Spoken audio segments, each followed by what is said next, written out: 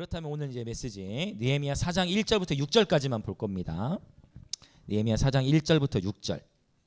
자, 우리 1절부터 6절을 같이 읽겠습니다. 4장 1절부터 6절 다 같이 한 목소리로 우리 4장 1절부터 6절 같이 읽겠습니다. 시작.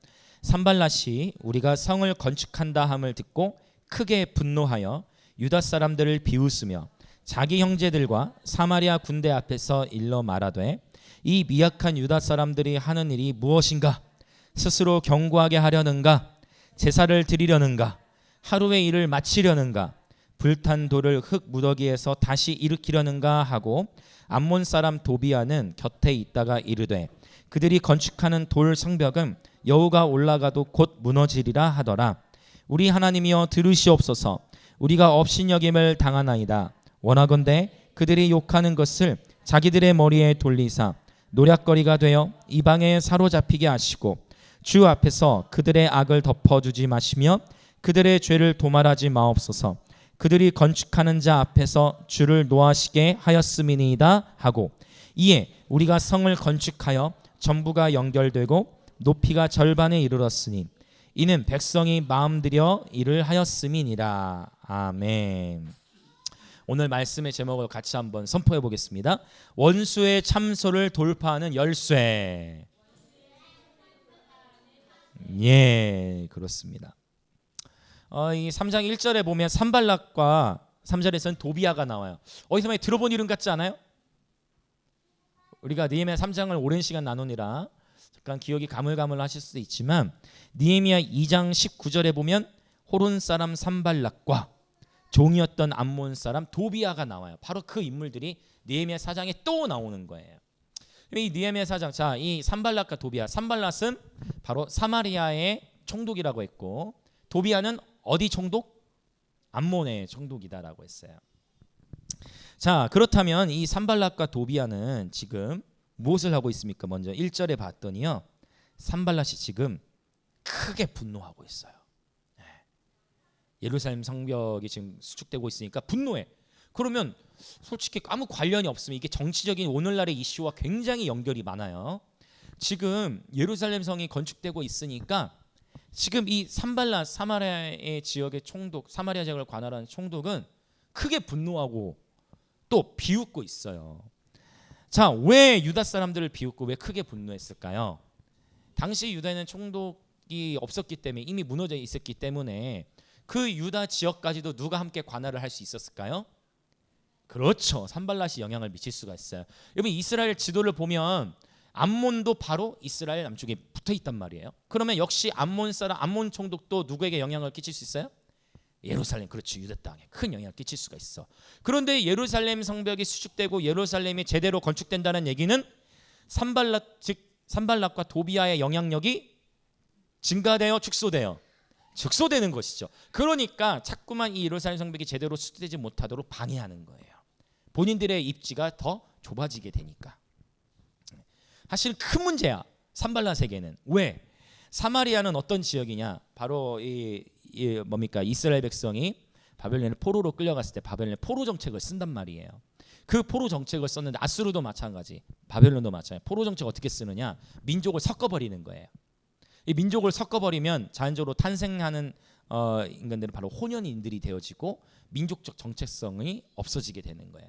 특별히 사마리아에 살고 있는 유대인들이 바로 그와 같았어요. 바벨론 사람과 유대인들이 섞여 살면서 함께 결혼하여 아이를 낳다 보니까 과연 이스라엘 히브리인인지 아니면 바벨론 민족인지 헷갈리도록 혼혈 정책을 썼던 거예요.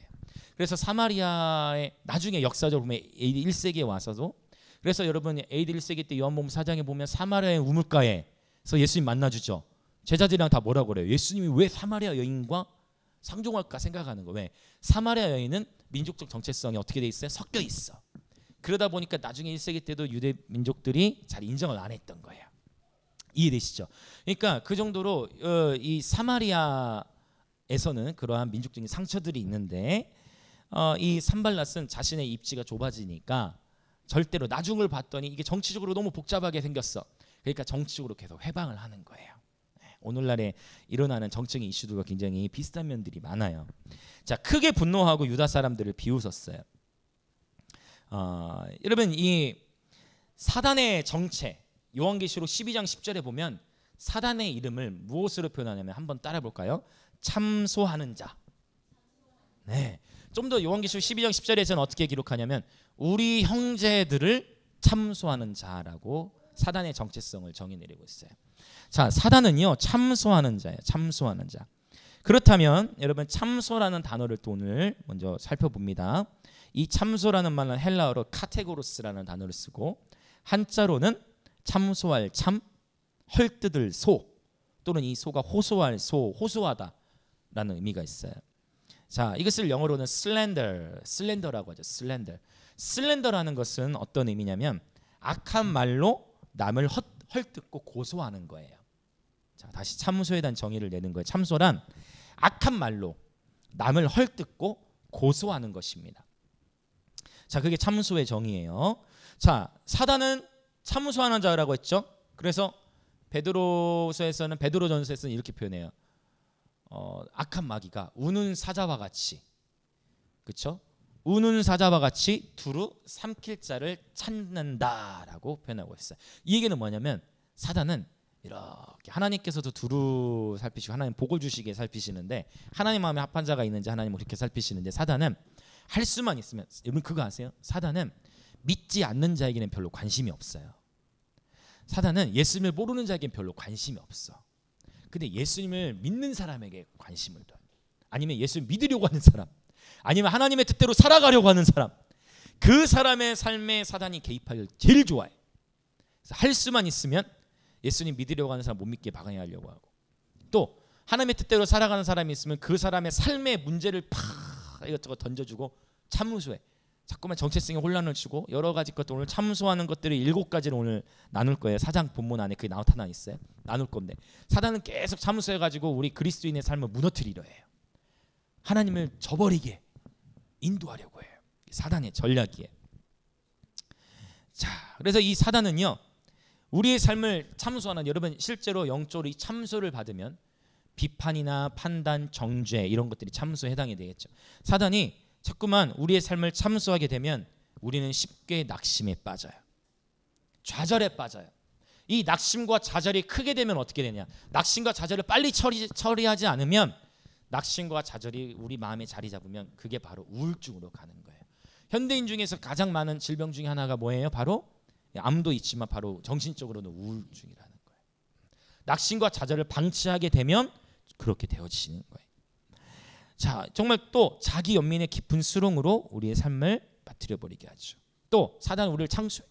너는 이거 못하잖아. 너는 이런 죄 지었잖아. 너 과거에 이런 사람이었잖아.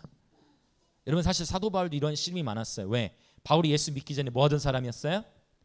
예수 믿는 사람 잡아다 감옥에 가두고, 심지어 스데반 그 순교하는 순간 가운데 그것을 보고 바울이 어떤 마음을 지녔어요? 통쾌하다. 내가 예수 믿는 사람 한 명을 또 잡아 죽였도다. 그랬는데 예수님을 믿고 봤더니 자기가 과거에 저질렀던 그 악이 얼마나 처참하고 잔인한데, 그래서 바울이 얘기하잖아요. 내가 죄인 중에 괴수, 그렇죠. 그냥 예의상 내가 죄인 중에 계속, 그게 아니라 바울은 씨름이 있는 거예요. 내가 과거에 했던 모습 보니까 사단이 왜 참소하거든 계속 생각으로, 너 과거에 이런 죄를 졌잖아. 네가 이런 자였어. 그래서 바울이 사단의 참소에 반하는 고백을 성경에 많이 기록해요. 오늘 로마서 8장도 찬양 마지막 부분에 제가 선포했지만 누가 우리를 정죄하리요? 누가 우리를 고발하리요? 지금도 하늘의 천사들도 우리 주 예수 그리스도 안에 있는 하나님의 사랑에서부터 우리를 끊을 수 없느니라. 어쩌면 이 말씀들이 하나님께서 바울을 통해 기록하게 하셨지만 바울 자신에게 또 자신에게 하는 메시지였을 거예요. 여러분 그 심정이 좀 이해가 되십니까? 네. 자, 그렇습니다. 이렇게 참소, 자꾸만 너는 할 수 없어. 너는 아무것도 아니잖아. 너는 할 줄 아는 것도 없잖아. 네가 뭔데? 너는 실패자야. 라고 사단은 계속 참소하려고 하는 거예요. 지금 그러한 패턴으로 느헤미야 4장에서 산발락과 도비아가 이스라엘 백성을 참소하고 있는 거예요. 자, 그러면 이제 참소의 내용을 하나씩 살펴볼 거예요. 한 7가지 정도 2절 3절에 나타나 있는 것을 살펴봅니다. 먼저 2절에 자, 앞부분 자기 형제들과 사마리아 군대 앞에서 일러 말하되, 일단 기본적으로 비판과 판단의 이 사단이 참소는 사실은 이 참소를 말을 통해서, 그러니까 우리는 사실 많은 경우 어떠한 말들로 인해 영적 전쟁에 들어가요. 어떤 말들이 그 대기 중에 이렇게 딱 선포됨으로 말미암아 그 말로 인해 영적 전쟁에 들어가요. 특별히 일단 이 본문에서 보자면 이 산발랏은요, 자 사마리아 군대 앞에서 일러 말했다고 했죠. 자 이렇게 적군을 참수하면서 아군에게 사기를 충전시키는 거야. 지금 이해가 되시죠? 사마리아 군대 앞에서 이스라엘 백성의 어떠함을 얘기함으로 말미암아 사마리아 군대 앞에 강함을 나타내는 거야. 마치 골리앗도 그것을 전략을 썼죠. 사울의 군대, 이스라엘 군대 앞에서. 자 아군에게는 사기를 충전시키고 이스라엘 백성을 낙심시키기 위해서 많은 이들 앞에서 이스라엘을 뭐하고 있어요? 조롱하고 있는 거예요. 자 여러분 이 말이에요. 말 자기 형제들과 사마리아 군대 앞에서 일러 말하되 말로써 이스라엘 백성들에게는 사기를 저하시키고 자기 사마리아 군대에게는 사기를 증대시키고 있어요. 여러분 우리가 어떤 경우에 사단의 참소를 경험하게 되냐면 저와 여러분이 무심코 개인적으로 1대1로가 아니라 이를테면 SNS상에서도 이게 효력을 발휘해요. 만남의 장소에서 마찬가지지만 여러 사람이 있는 자리에서 아니면 여러 사람이 단체로 있는 카톡상에서도 우리가 저와 여러분은 모르게 무심코 한 말들로 인해서 나는 아무 뭐 그냥 그게 없이 그냥 한 말이지만 누군가는 그 말들로 인해서 영적 전쟁으로 들어갈 수가 있어요. 어떤 의미인지 이해되십니까? 네. 그래서 이 말이라는 것이 굉장히 중요한데 저도 다시 한번 여러분 앞에 용서를 구하는 것은 혹 저도 모르게 여러분 앞에 제가 사단의 도구처럼 사단이 저의 입을 통해서 했던 그런 말들이 있을 수 있어요. 많은 사람들 이 자리에서 저의 말을 통해서 저의 어떠한 말들을 통해서 여러분이 영적 전쟁을 경험하신 적이 있다면 제가 무심코 했던 말들을 통해 여러분의 수치가 사람들 앞에서 드러나는 영역들이 있다면 그 영역을 이 시간 정말로 우리 주님의 임재 가운데서 여러분께 용서를 구합니다. 네. 우리는 정말 다시 한번 제가 용서를 구하는 거예요. 네. 저도 모르게 무심코 했던 말들로 인해 왜? 저도 모르게 이 말에 입술하지 훈련이 못된 영역들이 있다는 것.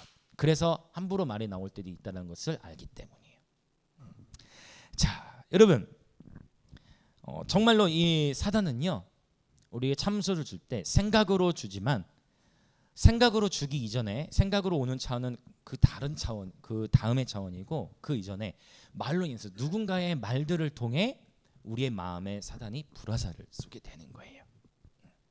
이 부분은 굉장히 우리가 짚고 넘어가야 될 영역이에요. 나는 의도치 않았다 할지라도 사단이 어떠한 말들을 탁 풀어놓게 함으로써 그 말에 누군가는 어려움을 겪게 돼요. 자, 그럼 한번 볼까요? 여러분은 어떠신지 한번 봅시다.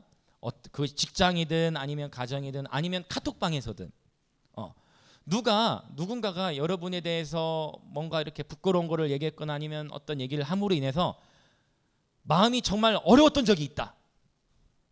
손 들어보세요. 별로 없으시네.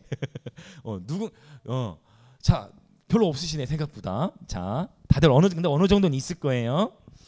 자, 분명히 그 말을 한 사람이나 그 글을 올린 사람은 그냥 우스갯소리로 한 이야기일 수 있는데 그 글을 읽거나 그 말을 들은 사람은 굉장히 강한 수치감을 느끼고 때로는 열등감을 느끼거나 아니면 부끄럽고 아니면 막 이렇게 또 막 분노가 막 올라오고 이런 것들을 어쩌면 크고 작게라도 경험들을 어느 정도는 해보신 적이 있을 거예요. 자, 그래서 여러분 우리가 기억해야 될 것은 우리 에베소서 5장 4절 5절에서도 제가 잠깐 한번 읽어드릴게요. 음행과 온갖 더러운 것과 탐욕은 너희 중에서 그 이름조차도 부르지 말라. 이는 성도에게 마땅한 바니라. 누추함과 어리석은 말이나 희롱의 말이 마땅치 아니하니 오히려 감사하는 말을 하라. 자, 누추함의 말이 뭐라고 그랬죠? 누추함의 말 기억하시는 분 있어요? 누추함의 말 맞아요. dishonor 바로 존중하지 않는 말이에요. 그래서 어떠한 경우에도 여러분 상대방을 깎아내리는 말들, 나는 기분 좋으면서 재밌으라고 하면서 하는 농담인데 상대방을 깎아내리기 위해 하는 말들 하면 된다 안 된다? 안 돼. 그러면 그 말을 들은 사람은 그 앞에서는 표출하지 않더라도 혼자 끙끙대거나 아니면 또 다른 영적 전쟁으로 말미암아 자존감이 더 낮아질 수도 있고 반대로도 분노가 표출되어질 수도 있다라는 거예요. 누추함과 어리석은 말이나 희롱의 말은 마땅치 않다. 그러므로 오히려 어떤 말을 해라? 감사하는 말을 하라라는 거예요. 그래서 늘 감사, 축복, 용서, 격려, 긍정적인 말들, 사랑의 말들, 이러한 말들을 자꾸만 해야 됩니다. 할렐루야. 심지어 어쩌면 우리 지체들 중에 누군가의 연약함이 보였다 할지라도 그 연약함을 많은 사람 앞에서 드러내버리면 그 말을 듣는 이는 어떻다고요? 영치쟁을 또 경험하게 되는 거예요. 너무 어려운 자존감이 무너지는 일들이 또 경험하게 된다라는 거예요. 그래서 우리는 굉장히 사람과의 관계들을 세워나갈 때도 지혜가 필요해요. 특별히 뭐를 주의하자? 말을 주의하자. 할렐루야. 그래서 야고보 3장에서는 우리가 다 말에 실수가 많다고 했어요. 말에 실수가 다 많아요. 이 말에 있어서 주의가 필요해요. 그래서 자꾸만 우리의 언어가 바뀌어지기 위해서 하나님의 말씀을 읽는 거예요. 말씀을 묵상하는 거예요. 그래서 우리의 생각이 자꾸만 하나님의 거룩하신 것들, 하나님의 선하신 것들로 우리 입술이 채워져야만 하겠습니다. 아멘. 영적 전쟁에서 이 말들을 주의해야 돼. 자, 그래서 감사, 축복, 용서, 격려, 긍정적인 그리고 사랑을 풀어놓는 그런 말들을 하자는 것이죠. 자, 항상 이 말이 영적 전쟁의 시작, 참소의 시작이라고 했어요. 지금 첫 번째 자기 형제들과 사마리아 군대 앞에서 일러 말하되. 그러면 이제 참소의 내용들을 더 구체적으로 보면 첫 번째, 이 미약한 유다 사람들이 하는 일이 무엇인가? 미약한 유다 사람들이 하는 일이 무엇인가? 유다 사람들을 향해 뭐라고 표현한 거예요? 미약하다, 약하다. 원수는 우리의 삶을 참소할 때 약한 부분을 건드려요. 약한 부분을 건드려요. 어떤 이에게는 음란물 중독의 문제가 있을 수 있고, 어떤 이에게는 오늘날 가장 심한 것 중에 하나 스마트폰 중독일 수 있겠죠. 폰은 한 5분 간격으로 보지 않으면 막 수전처럼 손이 막 떨리고 막. 그래서 공부하면서도 막 그 핸드폰은 생각이 나고, 페이스북이나 인스타나 아니면 유튜브나 아니면 어떤 것들. 폰 중독 오늘날 심각하죠. 게임 중독. 제가 오늘 건강한 게임 하나를 가져왔어요. 철로역정 보드 게임. 가능하면 이 게임도 어떻게 하는 게 좋냐면 핸드폰으로만 하는 것이, 핸드폰으로만 하면은 우리 전두엽이 계속 그 힘이, 생각 힘이 약해지니까 게임도 보드 게임 같이 생각하고 같이 활동할 수 있는 거 훨씬 좋다. 철로역정 보드 게임 가져왔는데 어쨌든 게임 중독, 폰 중독, 자, 또 채팅 중독, 음란물 중독, 쇼핑 중독, 또 인정에 대한 욕구, 더 자극적인 쾌락의 추구, 명예욕, 권력욕, 또 어떤 이에게는 이 약한 부분이 있을 때 질병일 수 있어요. 질병. 그렇죠. 기도해도 쉽게 낫지 않는 어떤 질병, 그런 아픔들이 약한 부분이 될 수가 있어요. 자, 한번 볼까요? 나에게는 다른 누군가에게 오픈하기 어려운, 또 뭐 이미 아는 경우들도 있으시지만 나에게는 약점이 있습니다. 나는 약한 영역이 있습니다. 하시는 분. 오케이, 그렇죠. 좋습니다. 우리는 다 약한 부분이 있습니다. 근데 원수는 항상 꼭 어느 부분을 특히 건든다? 강한 부분은 잘 안 건드려요. 약한 부분을 건드려요. 이것은 각 사람마다 달라요. 각 사람마다 케이스 바이 케이스예요. 근데 사단은 각 사람의 약점을 어떻게 그렇게 잘 알고 그 약한 부분을 공격하는지 몰라요. 여러분, 이 보통 사람들은요, 자신들의 어떤 약점을 누군가에게 들키고 나면, 내 약점을 누군가에게 들키고 나면 수치와 죄책감을 너무나 강하게 느끼게 되어져요. 그래서 자연스럽게 관계 안에서 선을 긋기 시작해요. 그리고 자신의 삶을 오히려 더 가면을 쓰기 시작하고, 심각하게는 위선으로까지 보여줄 수 있는 것이죠. 그 얘기는 뭐냐면, 어쩌면 관계들 안에서 표면적으로 자유한 것 같고 표면적으로 관계들을 잘하는 것 같지만 사실은 더 큰 속박 안으로 들어가게 돼서 적당한 선 안에서는 깊이 관계될 수가 없는 그런 영역으로 닫혀질 수가 있다는 거예요. 그런데 우리는 보통 사람들이 아니에요. 우리는 유다지파의 용사들이죠. 우리는 그리스도인들이죠. 우리는 찬양하는 사람들이에요. 우리 그리스도인은 반대 정신으로 고백하며 돌파해 나아갈 수가 있어요. 바울이 어떻게 돌파하며 나가는지 한번 볼까요? 고린도서 12장 9절부터 10절 한번 찾아서 읽어보겠습니다. 오늘 본문은 다시 살펴볼 것이니 접어놓으시고 고린도서 12장 9절부터 10절. 사단이 약한 부분을 계속 참수할 때 바울은 어떻게 고백하며 나아가는지 한번 봅시다. 자, 고린도서 12장 9절부터 10절, 신약성 299페이지 같이 읽겠습니다. 시작. 나에게 이르기를 내 은혜가 내게 족하도다. 이는 내 능력이 약한 데서 온전하여 짐이라 하신지라. 그러므로 도리어 크게 기뻐함으로 나의 여러 약한 것들에 대하여 자랑하리니 이는 그리스도의 능력이 내게 머물게 하려 함이라. 그러므로 내가 그리스도를 위하여 약한 것들과 능욕과 궁핍과 박해와 공고를 기뻐하노니 이는 내가 약한 그때의 강함이라. 아멘. 사실은 죄로부터 기인한 중독들은 회개와 그렇죠, 치유를 통해서 자유케 돼야 돼요. 그런데 그 외에도 우리는 약한 영역이 있다는 거예요. 이를테면 내가 분명히 예배 때는 자유한데 우리의 정체성이 쉽게 나는 성향이 자기 연민으로 가는 성향이야.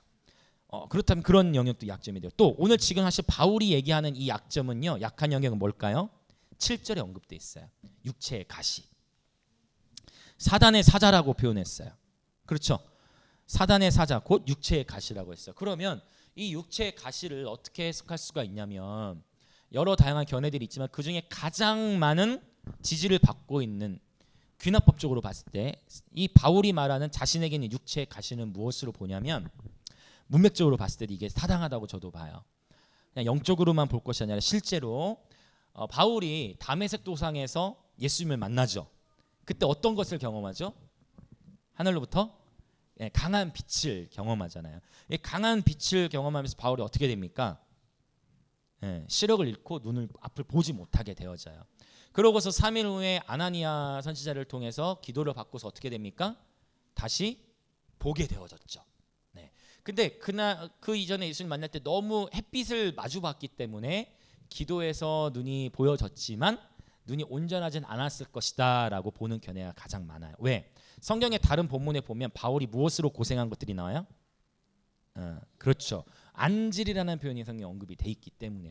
그래서 이 육체의 가시를 무엇이다 단정 짓긴 어렵지만 이 바울이 갖고 있었던 안질이 아니었을까라고 이렇게 보는 견해가 가장 많이 있고 성경적으로 문맥적으로 봐도 그게 가장 타당한 영역이라고 볼 수 있어요.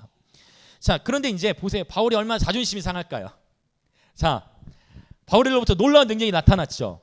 심지어 바울에게 있는 손수건이나 앞치마를 누군가가 바울로부터 놀라운 능력이 나오네 하고 바울이 가지고 있던 손수건을 가져가서 그 아픈데 닿아도 병이 어떻게 돼? 나와버려. 바울이 가지고 있던 그 앞치마를 가지고 가서 아픈데 부위에 댔더니 어떻게 돼? 병이 나와버려. 다른 사람들은 병이 다 치유가 너무 잘 돼. 근데 바울이 9절 앞에 8절에서 이 육체의 가시가 내게서 떠나기를 내가 3번 주께 간구했다. 바울이 여러 번 간구했어요. 간구하다 어떻게 했어요? 이제 주님 뭐라고 주 앞에 고백해요? 이제 간구하도 병이 나아요, 안 나아요? 안 나아. 그래서 뭐라고 고백해요? 주님께서 말씀하죠. 병이 기도해도 낫잖아. 그래서 주님께서 뭐라고 말씀하셨어요? 내 은혜가 너에게 족하다. 네가 약할 그때 나의 강함을 드러낼 수 있다라고 말씀하시는 거예요. 여러분 이 일은요 정말 바울을 겸손케 할 수밖에 없어요. 아니 수많은 군중들이 바울이 지니고 있던 땀 닦는 수건과 앞치마만 가져가도 병들이 나았는데 정작 자기 자신에게는 육체의 가시가 없어지지 않는 거야. 기도해도 나아요, 안 나아요? 안 낫는 거야. 그렇다고 해서 저 여러분 안에 어떤 아픔의 질병이 있을 때 이 질병 그대로 갖고 살아야 돼. 그렇게는 하시면 안 돼요. 질병과 아픔이 있을 때 어떻게 하실 거예요? 예수님의 이름으로 의지해서 치료해 주시도록 기도하고 자유케 되길 기도해야 됩니다. 아멘. 아멘입니다. 이렇게 기도해야 돼요. 그런데 이 바울의 예를 보자면 어떠한 영역 안에서는 하나님께서 이 바울에게 이 약한 부분을 배치해 놓으셨던 거예요. 바울에게는 이것이 사실 치명적인 약점이 왜 치유 사역자이기 때문에. 그래서 우리는 늘 기억해야 돼요. 우리 삶 안에 여러분마다 다 약한 영역이 있어요. 어떤 분은 관계 영역에서, 어떤 부분은 재정 영역에서, 어떤 부분은 정체성에 대해서 우리 모두가 다 그리스도를 닮아가는 과정 속에 훈련이 되어지고 있는데 내가 넘어지고 넘어지는 영역이 있지만 오히려 그 약할 때에 주님의 강함이 드러날 수 있다라는 것을 여러분 기억하셨으면 좋겠어요. 할렐루야. 아멘. 자, 그래서 바울에게 있었던 이 자존심이 상하는 것과 같지만 이 육체의 가시를 가지고 하나님께 기도해도 되지 않았고, 바울은 이것은 하나님께서 나를 오히려 더 겸손케 하시기 위해 하나님께서 이렇게 세팅해 놓으신 영역이구나라고 인정하였다라는 것이죠. 바울 자신도 많은 씨름들이 있었을 거예요. 자, 우리는 그렇게 인정해야 돼요. 저와 여러분 삶에 결코 우리는 완전하지 못해요. 때로는 다른 사람은 안 그러는데 나만 그러한 연약함이 있는 것 같은 아픔이 있을 수 있어요. 다른 이들에게는 없는 왜 나만 이럴까? 왜 나의 삶은 이럴까? 왜 나의 삶에 이런 아픔이 있을까? 왜 나의 삶에서는 이런 아픔을 겪어야만 했을까라는 누군가에게 말하기 어려운 영역이 여러분 개인들에게 있을 수 있어요. 사단은 그 약함을 통해서 우리를 좌절시키려 하고 우리를 무너뜨리려고 해요. 네가 무엇을 할 수 있겠어? 너처럼 이렇게 약한 내가 무엇을 할 수 있겠어? 너처럼 이렇게 허물 많은 허물투성인 친구가 무엇을 할 수 있겠어라고 사단은 잠수하는 거예요. 그때 우리는 이렇게 반대 정신으로 고백해야 됩니다. 같이 한번 선포합시다. 내가 약한 그때의 강함이라. 예, 이 고린도후서 12장 7절부터 10절을 나중에 여러분 깊이 묵상해 보십시오. 우리가 약하기 때문에 그리스도의 강함이 우리를 통해 나타날 수 있는 것이에요. 할렐루야. 제가 이렇게 설교자지만 저의 약함 중에 하나를 더 말씀드리자면 저는 굉장히 혀가 짧아요. 혀가 굉장히 여러분 혀가 굉장히 짧아서 제가 찬양한 거를 이렇게 다시 들어봐도 특히 시옷 발음을 할 때 시옷 발음할 때 발음이 더 세고 제가 혀 짧은 것을 그래서 저는 사실 연습도 많이 했어요. 근데 마음이 급해지면 이게 잘 되지가 않아. 혀가 짧고 또 어떨 때는 말을 어떻게 하냐면 버벅거려요. 말을 더듬어요. 저에게 있는 약함 중에 하나예요. 그런데 하나님은 저를 어떠한 자로 세우셨냐면 설교자로 세우셨어요. 그래서 때로는 사단이 저에게 참수해. 어떤 식으로 참수온지 그 중에 예를 하나 저를 통해서 보여드리는 거예요. 사단이 참수가 오는 거예요. 너는 탁월하지 않은 메신저야. 사단의 생각이 오는 거예요. 네 설교는 길어. 물론 이건 타협하지 않지만 예심이도 웃네.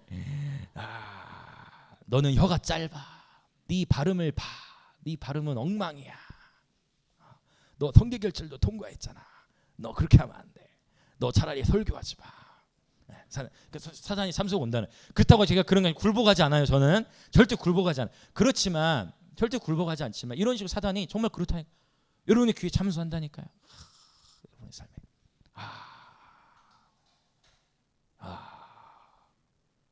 다른 사람 하면 안 될 것 같아서 하려다 말은 거예요. 혹시 어려울 수 있으니까. 그래서 그렇게 사단이 참수하는 거예요. 그때마다 여러분 굴복하지 않고 그러면 저는 어떻게 기도할까요? 정말로 어떻게 제가 기도하냐면 외부 집회 갈 때도 마찬가지, 강의 갈 때도 마찬가지. 하나님 저는 이렇게 부족합니다. 하나님 저는 연약해요. 그러나 성령님께서 행하십시오. 이렇게 무익한 종을 그래서 요새 제가 그게 얼마나 은혜가 되는지 몰라요. 누가복음에 있는 표현. 무익한 종이라는 표현이 참 제가 은혜가 됐어요. 주님 저는 무익한 종입니다. 주님 저는 참 무익한 종입니다. 뭐 말도 잘 못해요. 무익한 종이에요. 그런데 그렇게 기도하면서 정말 제 마음 중심을 기도하면서 집회 딱 하는데 성령님께서 역사하세요. 네, 밤새 되면 동기부를 받고 하나님 역사. 2시간 그냥 오히려 막 밥 안 먹어도 되니까 더 설교해달라고 그러고 하나님이 하시는 거예요. 그리고 마치고 나면 또 운전하면 내려오면서 고백해. 혼자 또 울면서 하나님 임재가 하나님 나는 무익한 종인데 하나님 나를 사용해 주셔서 감사합니다. 내가 약할 때 주님의 강함이 드러나는 거예요. 할렐루야. 여러분 그러므로 여러분 삶 가운데에 어떤 연약함이 있을지라도 그 연약함이 곧 하나님의 강함이 드러날 수 있는 영역일 수 있어요. 그러므로 하나님을 소망하십시오. 그리고 사단이 여러분이 연약한 어떤 연약한 부분을 가지고 계속 보세요. 지금도 막 말 더듬잖아요. 어떤 연약한 부분을 가지고 사단이 계속 공격해 온다면 그 부분에 사단의 말에 동의하지 마세요. 사단의 말에 동의하지 마십시오. 그리고 여러분이 누구인지 그리스도 안에서 담대하게 원수를 향해 선포하세요. 내가 약한 그때 하나님의 강함이 드러날 수 있으므로 하나님의 강하심을 신뢰하시고 오히려 바울이 썼던 전략처럼 도리어 크게 기뻐할지어다. 나의 약함이 누군가에게 드러나 수치가 드러났을 때에도 도리어 기뻐할지어다. 아멘. 네. 자, 그렇습니다. 이제 또 미약한 유다 사람들이 하는 일은 무엇인가라고 미약하다라고 원수가 참수하는 거예요. 자, 그다음 또 어떻게 참수하는지 볼까요? 자, 스스로 견고하게 하려는가? 스스로 견고하게 하려는가? 너 혼자서 네가 그걸 할 수 있겠어? 너는 혼자서는 아무것도 할 수 없는 존재잖아. 사단이 스스로 참수하는 거예요. 네 스스로 힘으로 뭘 어쩔 건데? 라고 사단이 참수하죠. 자, 그다음 또 참수합니다. 제사를 드리려 하는가? 너 지금 일만 하고 있잖아. 너는 일주일에 한 번밖에 예배 안 드리잖아. 지금 이스라엘 백성들 뭐 하고 있어요? 공사 중이잖아요 지금. 예. 얼마 전에 그 어벤져스 처치 보니까 어벤져스 처치 빌리 목사님, 서울에서 이제 개척하신 목사님이에요. 미국의 CFNI에서 공부하시고 오신 분인데 참 연주도 잘하세요. 거기도 음악적 수준도 참 되게 탁월하고. 근데 이제 개척해서 딱 그 뭡니까 지금 공사 중이신데 페이스북에 보니까 지난주와 이번 주는 공사 예배로 드립니다. 이렇게 딱 떴어. 그러니까 예배 이렇게 회중 예배 하지 않고 같이 공사 이렇게 인테리어 하면서 공사. 거기 보니까 사방이 다 막혀 있어요. 창도 하나 별로 없고 지하 같은 공간을 인테리어 딱 하는데 멋지게 되어지는 거예요. 네. 그래서 공사 예배 딱 하는데 그 마음이 딱 와닿았어. 사단이 참수하는 거야. 보세요. 제사를 드리려는가? 일만 하고 예배는 언제 드려? 예배 드리긴 드릴 거야? 일만 하는 거 아니야? 근데 여러분 우리는 알죠? 일터에서 우리는 예배자입니다. 아멘. 네. 직장에서 우리는 예배자예요. 공부하면서도 예배자. 할렐루야. 네. 예배라는 것을 그냥 주일 예배 시간으로만 이해할 것이 아니라, 그렇죠, 여기서만 예배하는 것이 아니라 바로 일터 삶의 현장에서 예배하는 거예요. 자, 또 원수는 참수합니다. 어떻게 하느냐? 4장 2절 지금 보고 있어요. 제사를 드리려는가? 그 다음 하루의 일을 마치려는가? 이 말의 의미는 사실 어떻게 번역해야 되냐면 하루 만에 일을 마칠 수 있겠는가? 즉 백성들의 사기를 꺾기 위해서 야 너네 너무 오래 걸려. 너네 언제 다 지을 건데? 이렇게 자꾸 원수가 뭐 하냐면 조급함을 심어 놓도록 공격하는 거예요. 조급함으로 공격해 오는 거예요. 자, 또 그다음 6번째. 돌을 흙 무더기에서 다시 일으키려는가? 이거 굉장한 의미가 있어요. 돌을 불탄 돌이죠. 불탄 돌을 흙 무더기에서 다시 일으키려는가? 왜냐하면 역사를 보자면 이미 586년에 어떤 일을 겪었어요. 예루살렘이 느부갓네살 군대에 의해서 예루살렘이 다 불태워 버려졌잖아요. 이미 무너져 버렸거든. 이미 불타 버렸거든. 그러니까 불탄 돌을 흙 무더기에서 다시 일으키려는가? 그러면 이건 뭐냐면 과거의 상처를 가지고 공격하는 거예요. 여러분 사단이 우리를 참수할 때 과거에 내가 어떤 영역 트라우마, 내가 어떤 관계든 재정이든 누군가로부터 상처를 받던 어떤 과거의 어떤 트라우마로 참수할 때가 있어요. 과거의 어떤 실패로 우리를 생각나게 해서 참수할 때가 있어요. 마치 바벨론 느부갓네살의 공격으로 예루살렘이 불탔잖아요. 지금 끄집어내는 거예요. 너희 무너졌는데 그거 다시 지어봤자 뭐 하려고? 불탄 데를 보면서 상기시키려는 거죠. 과거의 실패를 다시 끄집어내어 무기력하게 만들려는 참소인 거예요. 그러니까 느헤미야 4장에서 굉장히 다양한 방식으로 이 참소를 원수가 풀어놓는 거예요. 자, 그렇다면 암몬 사람 도비야 3절. 암몬 사람 도비야는 어떻게 합니까? 그들이 건축하는 돌 성벽은 여우가 올라가도 곧 무너지리라. 세상에. 자, 상상해 보세요. 성벽을 쌓았는데 여우가 올라가도 성벽이 무너진대. 그러면 그 성벽을 제대로 짓지 않은 거죠. 제대로 짓지 않은 차원이 아니고 여우가 올라가도 무너지리라는 표현은 이거는 조롱이에요. 조롱. 그렇죠. 조롱이에요. 완전히 자존심 구기는 표현을 하고 있는 거예요. 완전히 하찮게 여기고 무시하는 태도예요. 얕잡아 보는 태도예요. 어떠세요, 여러분? 가정과 학교와 직장, 일터에서 원수가 누군가의 입술을 통하여 여러분의 삶에 여러분 자신을 하찮게 여기게 만들고 여러분은 무시하는 소리를 들은 적이 있으십니까? 아니면 사단으로부터 그런 무시하는, 여러분을 얕잡아 보고 여러분을 조롱하는 소리를 원수로부터 그러한 생각을 들으신 적이 있습니까? 그러한 참소로 인하여 낙심과 좌절의 자리로 들어가지 마시고 저와 함께 오늘 돌파하며 나가십시다. 할렐루야. 돌파 열쇠 두 가지를 나눌 거예요. 돌파 열쇠는 무궁무진하게 많지만 두 가지만 나누는 이유는 오늘 본문에 나와 있기 때문이에요. 오늘 본문 안에서 하나님 우리에게 주시는 메시지를 붙잡기 위함이에요. 1절부터 3절까지는 원수의 참소가 언급돼 있죠. 4절부터 6절에 이제 돌파의 열쇠, 이 산발락과 도비아의 이 원수의 참소로부터 돌파할 수 있는 열쇠가 4절부터 6절에 언급돼 있어요. 같이 보겠습니다. 먼저 우리 4절과 5절을 다시 한번 읽도록 하겠습니다. 4절과 5절. 자, 시작. 우리 하나님이여 들으시옵소서. 우리가 업신여김을 당하나이다. 원하건대 그들이 욕하는 것을 자기들의 머리에 돌리사 노략거리가 되어 이방에 사로잡히게 하시고 주 앞에서 그들의 악을 덮어두지 마시며 그들의 죄를 도말하지 마옵소서. 그들이 건축하는 자 앞에서 주를 노하시게 하였음이니이다 하고. 아멘. 원수의 참소와 비방을 돌파하는 열쇠 첫 번째 한번 따라합니다. 기도. 에게게 목사님 그거 다 아는 얘긴데 에게게 그거 목사님 다 아는 얘긴데. 근데 여러분 가만히 여러분의 삶을 돌이켜보세요. 내가 심한 영적 공격, 누군가의 말에 의해 상처를 받았어. 누군가로부터 너무 힘들어. 쟤 왜 단체 카톡방에서 왜 저런 글을 남겨서 내 자존심을 깎아낼까, 뭐 그런 심한 말들을 했어. 그러면 끙끙할 때, 그때 여러분 기도하러 가기가 쉬워요? 아니면 그 생각을 묵상하면서 그 말을 한 사람의 향해 비판과 판단과 원망하기가 쉬워요? 해밀 후자라고 했죠. 정말 여러분 그러한 영적 전쟁의 시기에 기도의 자리에 나가는 거 절대 쉽지 않아요. 습관을 들여야 돼요.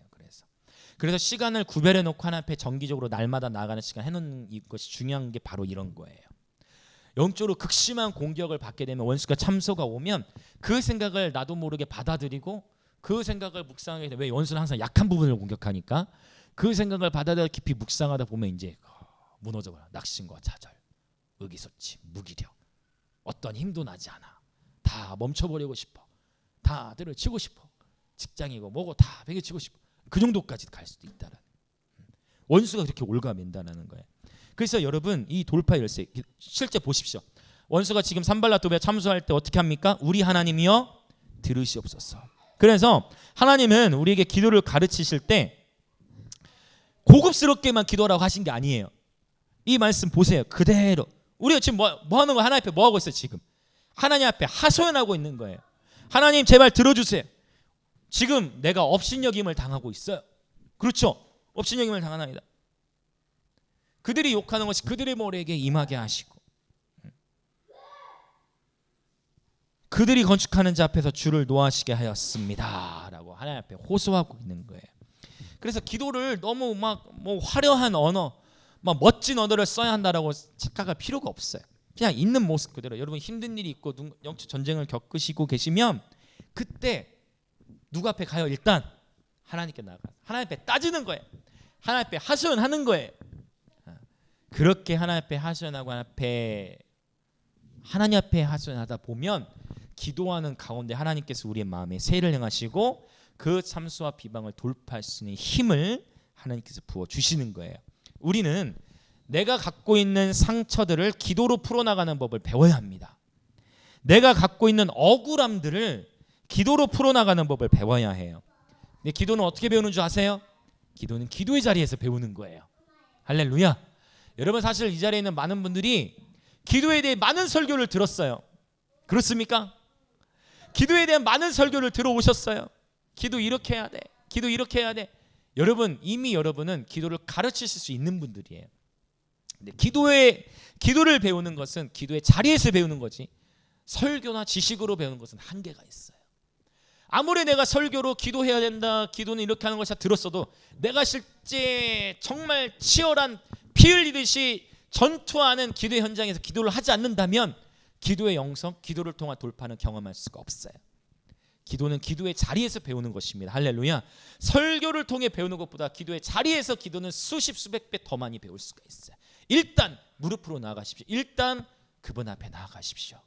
그 기도의 현장에서 상처들을 기도로 풀어나가는 법을 하나님 가르쳐 주실 거예요. 내가 가진 억울함들을 기도로 풀어나가는 법을 하나님 그 기도의 자리에서 가르쳐 주실 거예요. 마치 느헤미야처럼. 자, 한번 따라 하실까요? 우리가 기도하면 하나님께서 일하신다. 네, 기도가 근데 쉽지 않다고요. 그래서 기도가 곧 진정한 영적 전쟁이에요. 기도의 자리를 파수하십시오. 기도의 시간을 우선적으로 확보하는 것, 이것이 우리의 전쟁이에요. 기도하지 않고 하나님의 뜻을 분별할 수도 없고, 기도 없이 하나님의 뜻을 행할 수도 없습니다. 기도 생활 없이 하나님과의 바른 관계 올바르게 세워갈 수 없어요. 그런데 기도하기 시작하면 담대함이 부어져요. 기도하기 시작하면 때로는 앞이 보이지 않아도 기도하기 시작하면 담대함이 부어져요. 원수가 참소해 올 때에도 기도하기 시작하면 그 참소의 영향력이 무기력해지고 주님의 인도하심을 신뢰할 수 있기 때문에 담대할 수 있다라는 거예요. 여러분, 원수가 참소함을 생각으로 어떤 공격을 오면 참 중요해요. 그 생각을 묵상하면 묵상할수록 원수의 힘이 더 커지는 거예요. 그 생각을 묵상할수록, 원수의 참소를 묵상할수록 그 원수에게 먹이를 주는 거예요. 하나님의 생각을 날마다 묵상하시기를 축복합니다. 하나님의 말씀을 날마다 읊조리시기를 축복합니다. 하나님의 선하시고 기뻐하시고 온전하신 것들을 묵상하십시오. 자꾸만 우리의 입술에서도 반대 정신으로 축복하고 격려하고 사랑하고 격려하는 말들을 풀어놓으십시오. 여러분, 이 습관이라는 것이 너무 무서워요. 지난 주간에도 저희 아이들도 이제 큐티를 하는데, 큐티인 그 책을 가지고 하는데, 제가 이제 주중에 3일 정도 늦게 오니까 저희 아내가 또 이제 아이들하고 큐티하죠. 한 번은 아내가 피곤해 누워 있는데 나이미가 큐티하자고 1시간을 기다리더래요. 나이미가 큐티하자고. 결국은 큐티를 했다는 습관이 무서워요. 아이들도 그 습관들을 지금 드러나가는 건데 이게 습관이에요. 여러분, 습관을 쫓아 기도하는 단계까지 갈 때까지는 기도 시간 구별하세요.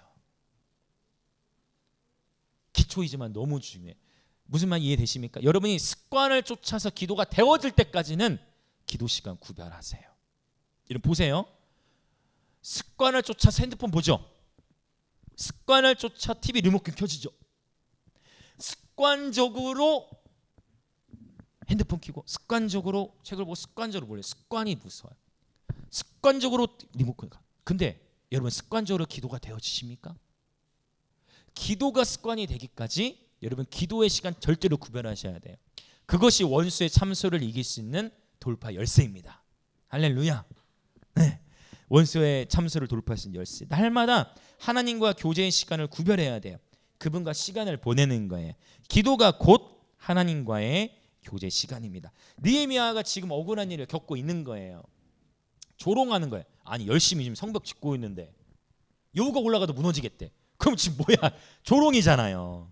인격적으로까지 조롱하는 거잖아요. 느헤미야는 하나님께 나아가면 하나님, 올롯, 히올롯 들어주옵소서. 하나님 앞에 하소연하는 거예요. 그래서 정말 간절히 원합니다. 우리 영광임재교회 모든 공동체 지체들, 여러분 하나님 앞에서 하소연하시길 축복합니다.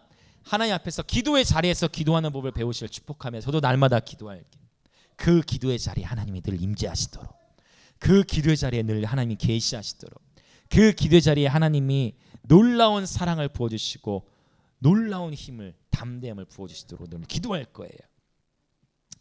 자, 에베소서 6장 18절을 제가 한번 읽어드릴게요.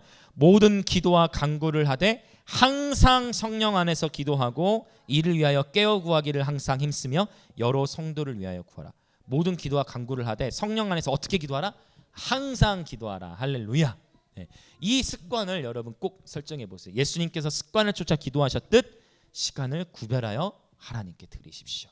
적어도 기도가 자연스럽게 언제든 되어질 때까지 이 습관을 세팅하십시오. 기초를 지금 굉장히 다지고 있는 시기인 거예요. 느헤미야서를 나누면서 우리 삶의 신앙생활의 기초를 다지고 있는 거예요. 이거 쉽다라고만 생각하지 마세요. 아, 그거 아는 건데 no. 여러분이 행하기 전까지 여러분 아는 게 아니에요. 그걸 꼭 기억하십시오. 기억하십시오. 기도의 자리입니다.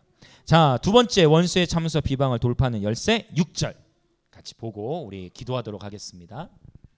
6절 같이 읽을게요. 시작. 이에 우리가 성을 건축하여 전부가 연결되고 높이가 절반에 이르렀으니 이는 백성이 마음 들여 일을 하였음이라. 아멘. 백성이 마음을 들여 일을 했다라는 거예요. 8개의 성문과 2개의 망대를 세우는 데 있어서 일반 백성들뿐만 아니라 레위인들과 제사장들까지도 함께 공사에 참여했다라는 것이죠.